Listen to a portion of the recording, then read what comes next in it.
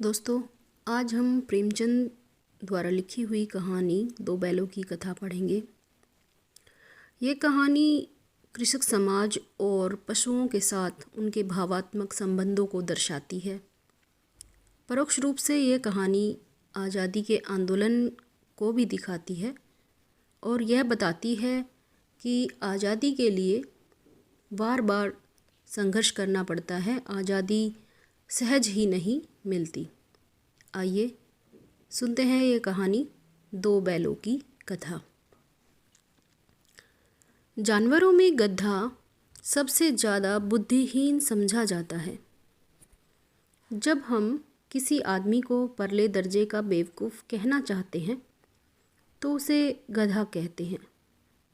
गधा सचमुच बेवकूफ़ है या उसके सीधेपन, उसकी निरापद सहिष्णुता ने उसे यह पदवी दे दी है, इसका निश्चय नहीं किया जा सकता। गायें सींग मारती हैं। ब्याई हुई गाय तो अनायास ही सिंघनी का रूप धारण कर लेती है। कुत्ता भी बहुत गरीब जानवर है, लेकिन कभी कभी उसे भी क्रोध आ ही जाता है। किंतु गधे को कभी क्रोध करते नहीं सुना, न देखा। जितना चाहो गरीब को मारो, जैसी चाहे खराब सड़ी हुई घास सामने डाल दो, उसके चेहरे पर कभी असंतोष की छाया भी न दिखाई देगी। वैशाख में चाहे एक आध बार कुलेल कर लेता हो, पर हमने तो उसे कभी खुश होते ही नहीं देखा। उसके चेहरे पर एक विषाद स्थायी रूप से छाया रहता है। सुख दुख, हानि लाभ, किसी भी दशा में उसे बदलते नहीं देखा। ऋषियों मुनियों के जितने गुण हैं, वे सभी उसमें पराकाष्ठा को पहुंच गए हैं, पर आदमी उसे बेवकूफ़ कहता है। सद्गुणों का इतना अनादर कहीं नहीं देखा। कदाचित सीधापन संसार के लिए उपयुक्त नहीं है। देखिए ना, भारतवासियों की अफ्रीका में क्या दुर्दशा हो रही है। क्यों अमेरिका में उन्हें घुसने नहीं दिया जाता। बेचारे शराब नहीं पीते, 4 पैसे कुछ समय के लिए बचा कर रखते हैं, जी तोड़ कर काम करते हैं, किसी से लड़ाई झगड़ा नहीं करते, 4 बातें सुनकर गम खा जाते हैं, फिर भी बदनाम है। कहा जाता है वे जीवन के आदर्श को नीचा करते हैं। अगर वे भी ईंट का जवाब पत्थर से देना सीख जाते तो शायद सभ्य कहलाने लगते। जापान की मिसाल सामने है। एक ही विजय ने उसे संसार की सभ्य जातियों में गण्य बना दिया। लेकिन गधे का एक छोटा भाई और भी है, जो उससे कम ही गधा है, और वह है बैल। जिस अर्थ में हम गधे का प्रयोग करते हैं, कुछ उसी से मिलते जुलते अर्थ में बछिया के ताऊ का भी प्रयोग करते हैं। कुछ लोग बैल को शायद बेवकूफ़ों में सर्वश्रेष्ठ कहेंगे, मगर हमारा विचार ऐसा नहीं है। बैल कभी कभी मारता भी है। कभी कभी अड़ियल बैल भी देखने में आता है, और भी कई रीतियों से अपना असंतोष प्रकट कर देता है। अतएव उसका स्थान गधे से नीचा है। झूरी काछी के दोनों बैलों के नाम थे हीरा और मोती। दोनों पछाई जाति के थे, देखने में सुंदर, काम में चौकस, डील में ऊंचे। बहुत दिनों साथ रहते रहते दोनों में भाईचारा हो गया था। दोनों आमने सामने या आसपास बैठे हुए एक दूसरे से मूक भाषा में विचार विनिमय करते थे। एक दूसरे के मन की बात कैसे समझ जाता था, हम नहीं कह सकते। अवश्य ही उनमें कोई ऐसी गुप्त शक्ति थी जिससे जीवों में श्रेष्ठता का दावा करने वाला मनुष्य वंचित है। दोनों एक दूसरे को चाटकर और सूंघकर अपना प्रेम प्रकट करते। कभी कभी दोनों सींग भी मिला लिया करते थे, विग्रह के नाते से नहीं, केवल विनोद के भाव से, आत्मीयता के भाव से। जैसे दोस्तों में घनिष्ठता होते ही धोल धप्पा होने लगता है, इसके बिना दोस्ती कुछ फुसफुसी, कुछ हल्की सी रहती है।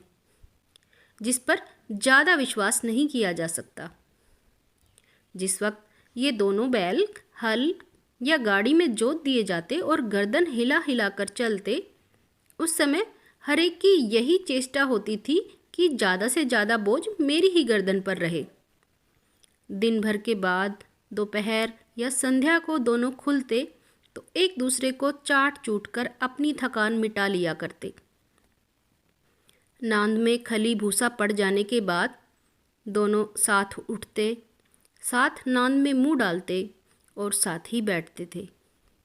एक मुंह हटा लेता तो दूसरा भी हटा लेता था। संयोग की बात, झूरी ने एक बार गोई को ससुराल भेज दिया। बैलों को क्या मालूम वे क्यों भेजे जा रहे हैं। समझे मालिक ने हमें बेच दिया। अपना यूं बेचा जाना उन्हें अच्छा लगा या बुरा कौन जाने, पर झूरी के साले गया को घर तक गोई ले जाने में दांतों पसीना आ गया। पीछे से हाँकता तो दोनों दाएं बाएं भागते, पगहिया पकड़कर आगे से खींचता तो दोनों पीछे को जोर लगाते, मारता तो दोनों सींग नीचे करके हुंकारते। अगर ईश्वर ने उन्हें वाणी दी होती तो झूरी से पूछते, तुम हम गरीबों को क्यों निकाल रहे हो? हमने तो तुम्हारी सेवा करने में कोई कसर नहीं उठा रखी। अगर इतनी मेहनत से काम ना चलता था तो और काम ले लेते। हमें तो तुम्हारी चाकरी में मर जाना कबूल था। हमने कभी दाने चारे की शिकायत नहीं की। तुमने जो कुछ खिलाया वह सिर झुकाकर खा लिया। फिर तुमने हमें इस जालिम के हाथों क्यों बेच दिया? संध्या समय दोनों बैल अपने नए स्थान पर पहुँचे। दिन भर के भूखे थे, लेकिन जब नांद में लगाए गए तो एक ने भी उसमें मुंह न डाला। दिल भारी हो रहा था। जिसे उन्होंने अपना घर समझ रखा था वह आज उनसे छूट गया था। यह नया घर, नया गांव, नए आदमी उन्हें बेगानों से लगते थे। दोनों ने अपनी मूक भाषा में सलाह की, एक दूसरे को कनखियों से देखा और लेट गए। जब गांव में सोता पड़ गया तो दोनों ने जोर मारकर पगहे तुड़ा डाले और घर की तरफ चले। पगहे बहुत मजबूत थे। अनुमान न हो सकता था कि कोई बैल उन्हें तोड़ सकेगा, पर इन दोनों में इस समय दूनी शक्ति आ गई थी। एक एक झटके में रस्सियां टूट गई। झूरी प्रातःकाल सोकर उठा तो देखा कि दोनों बैल चरनी पर खड़े हैं। दोनों की गर्दनों में आधा आधा ग्राम लटक रहा है। घुटने तक पांव कीचड़ से भरे हैं और दोनों की आंखों में विद्रोह में स्नेह झलक रहा है। झूरी बैलों को देखकर स्नेह से गदगद हो गया, दौड़कर उन्हें गले लगा लिया। प्रेमालिंगन और चुंबन का वह दृश्य बड़ा ही मनोहर था। घर और गांव के लड़के जमा हो गए और तालियां बजा बजा कर उनका स्वागत करने लगे। गांव के इतिहास में यह घटना अभूतपूर्व न होने पर भी महत्वपूर्ण थी। बाल सभा ने निश्चय किया, दोनों पशुवीरों को अभिनंदन पत्र देना चाहिए। कोई अपने घर से रोटियां लाया, कोई गुड़, कोई चोकर, कोई भूसी।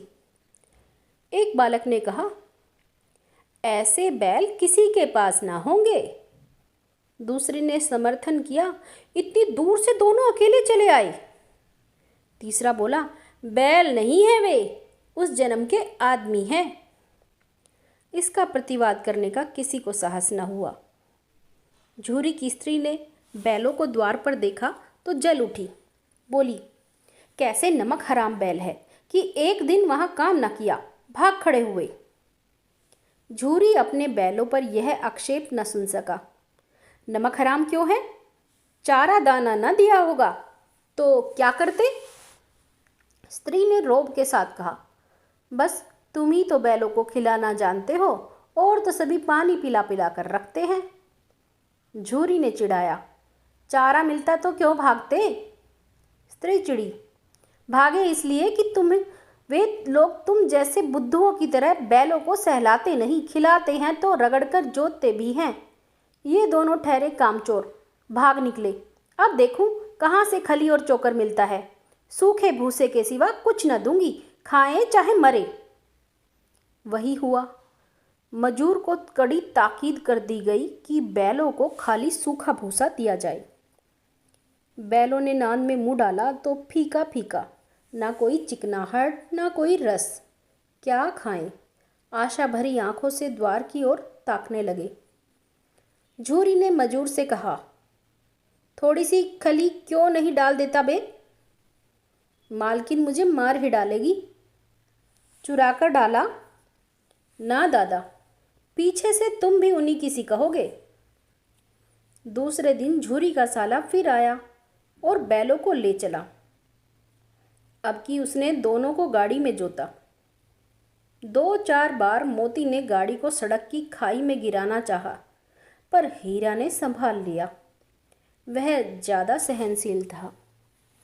संध्या समय घर पहुंचकर उसने दोनों को मोटी रस्सियों से बांधा और कल की शरारत का मजा चखाया। फिर वही सूखा भूसा डाल दिया। अपने दोनों बैलों को खली चूनी सब कुछ दी। दोनों बैलों का ऐसा अपमान कभी न हुआ था। झूरी ने फूल की छड़ी से भी न छूता था। उसकी टिटकार पर दोनों उड़ने लगते थे। यहाँ मार पड़ी।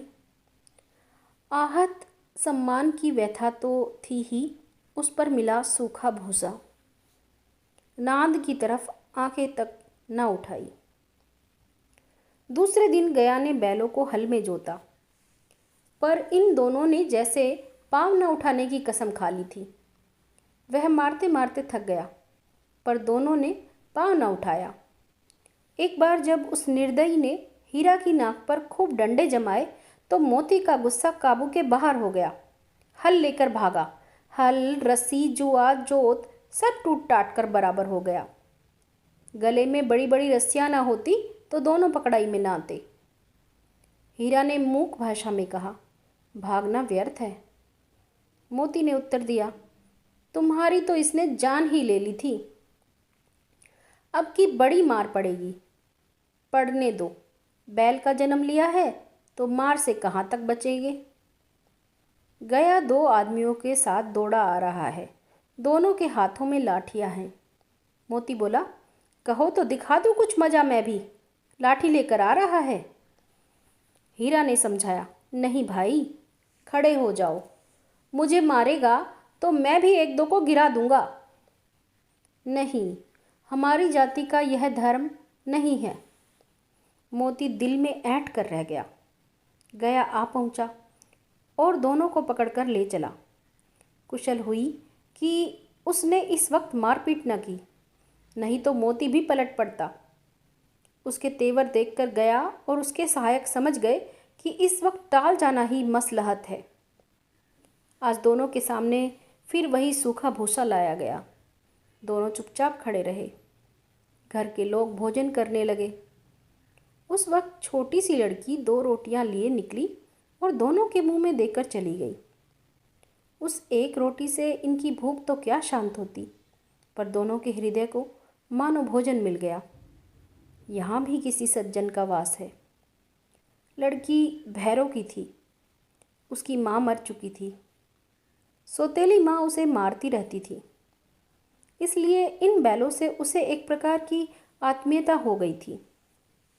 दोनों दिन भर जोते जाते, डंडे खाते, अड़ते, शाम को थान पर बांध दिए जाते और रात को वही बालिका उन्हें 2 रोटियां खिला जाती।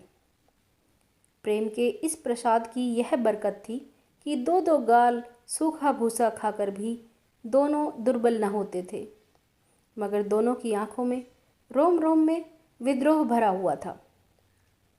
एक दिन मोती ने मुख भाषा में कहा, अब तो नहीं सहा जाता मीरा।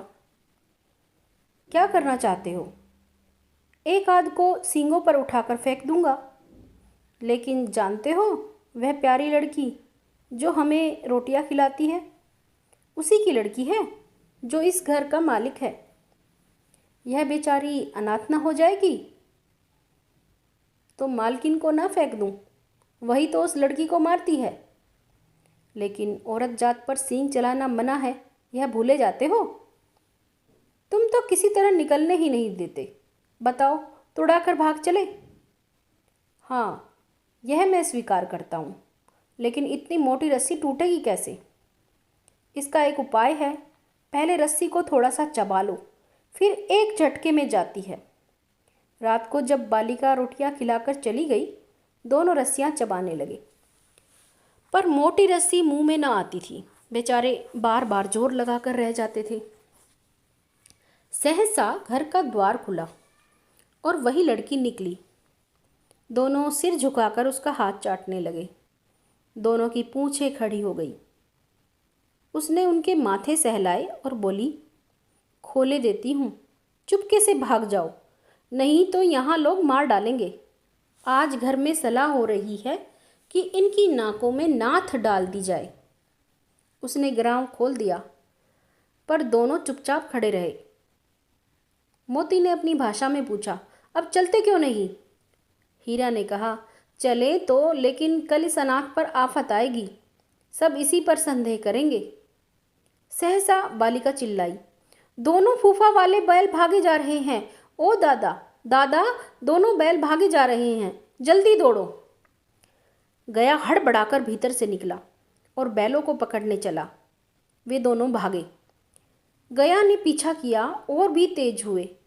गया ने शोर मचाया, फिर गांव के कुछ आदमियों को भी साथ लेने के लिए लौटा। दोनों मित्रों को भागने का मौका मिल गया। सीधे दौड़ते चले गए, यहाँ तक कि मार्ग का ज्ञान न रहा। जिस परिचित मार्ग से आए थे उसका यहाँ पता न था। नए नए गांव मिलने लगे। तब दोनों एक खेत के किनारे खड़े होकर सोचने लगे, अब क्या करना चाहिए। हीरा ने कहा, मालूम होता है राह भूल गए। तुम भी बेतहाशा भागे, वहीं उसे मार गिराना था। उसे मार गिराते तो दुनिया क्या कहती? वह अपना धर्म छोड़ दे, लेकिन हम क्यों अपना धर्म छोड़े? दोनों भूख से व्याकुल हो रहे थे। खेत में मटर खड़ी थी, चरने लगे। रह रह कर आहट ले लेते थे, कोई आता तो नहीं है। जब पेट भर गया, दोनों ने आज़ादी का अनुभव किया तो मस्त होकर उछलने कूदने लगे। पहले दोनों ने डकार ली, फिर सींग मिलाए और एक दूसरे को ठेलने लगे।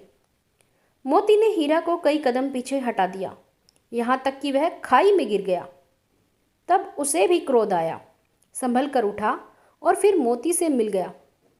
मोती ने देखा खेल में झगड़ा हुआ जाता है तो किनारे हट गया। दोस्तों, आज के अंक में इतना ही।